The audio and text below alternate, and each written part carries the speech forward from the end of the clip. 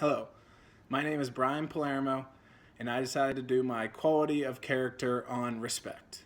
I chose respect because overall you really need it in your everyday life.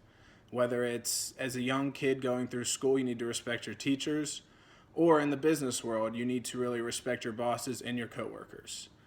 So, throughout this PowerPoint, you will be able to see the types of respect, who to respect, and a couple other things. So, Aretha Franklin said it best.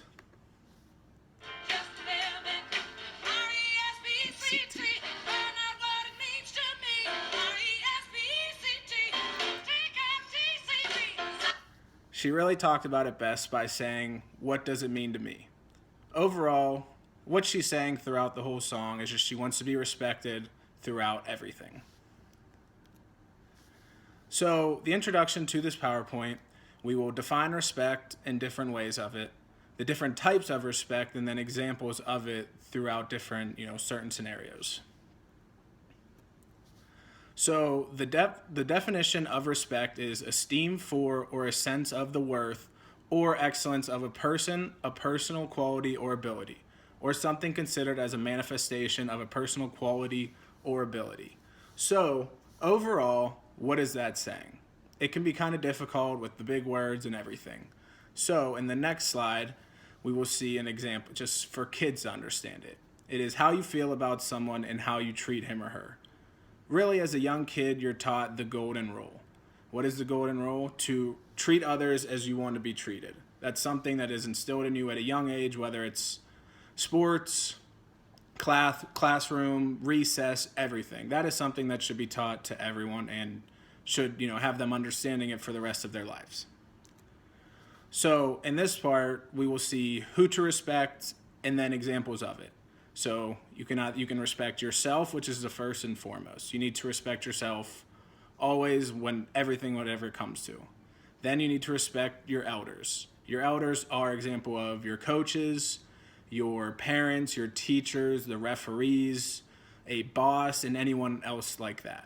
Next would be your peers. Your peers would be an example of your classmates, your opponents, everyone else on your team, your coworkers, and everyone else that you really just deal with on a day-to-day basis.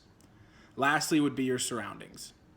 Your surroundings could either be the work life, a game, competition, practice, everything. Is just other ways to respect it. So first, you need to respect yourself. And by looking at the next slide, you will see you need to be responsible. So that can be a lot of different things. Whether it is weekly assignments for an online class, you need to always do your discussions, make sure everything's turned in on time. This is something that is very important. Being respectful and being responsible is something that carries you far in life. And if you can learn it at a young age from, in sports, is really where I learned, to be responsible.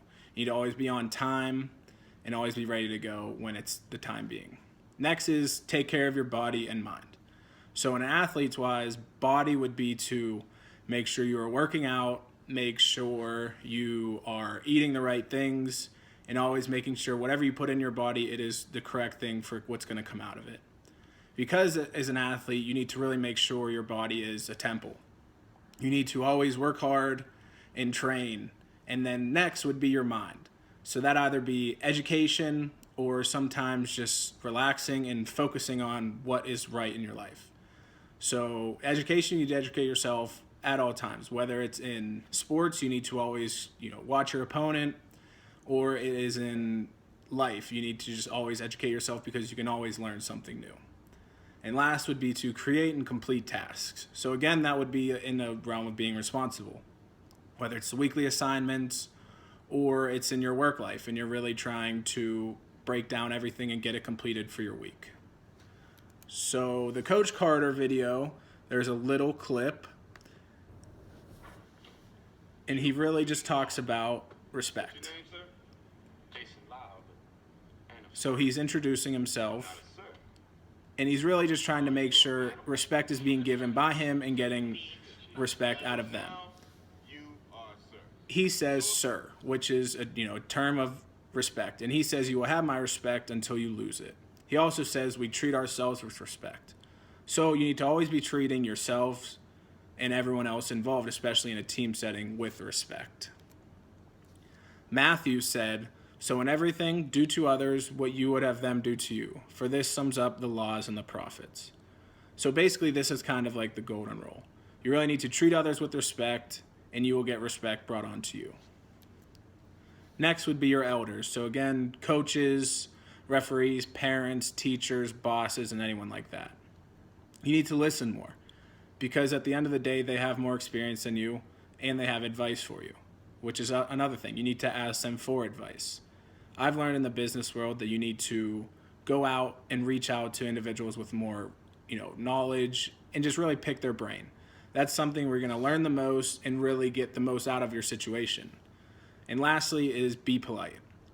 Whether it is how Coach Carter said, sir, Mr., Mrs., Coach Carter, something along those lines. You need to always be polite, shake their hand, and make eye contact. It is something that is important and will carry without you for the rest of your life. I was taught this at a young age, and I found this was the most important thing that's helped me with trying to get a job.